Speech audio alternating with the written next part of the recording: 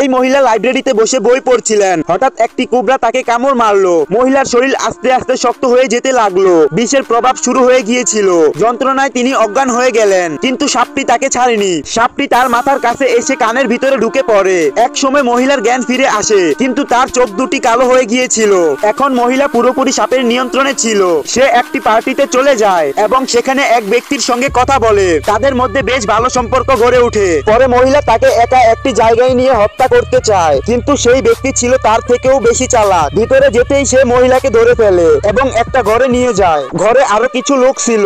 তারা মিলে মহিলাকে একটা টেবিলে শুইয়ে দেয় এবং তার হাত পা বেঁধে ফেলে। মহিলা নিজেকে ছাড়ানোর অনেক চেষ্টা করলেও ছাড়াতে পারেনি। ঠিক তখনই আরেকজন মহিলার সামনে এগিয়ে আসে। সে মহিলার পাশে দাঁড়িয়ে একটা মন্ত্র পড়তে শুরু করে। কিছুক্ষণ পর মহিলার চোখ আবার কালো হয়ে ওঠে। তখন সেই পুরুষ ব্যক্তি তার মুখে হাত ঢুকিয়ে সাপটিকে বের করে আনে এবং মাটিতে ফেলে দেয়। তারপর সে তার জুতা দিয়ে সাপটিকে মেরে ফেলে।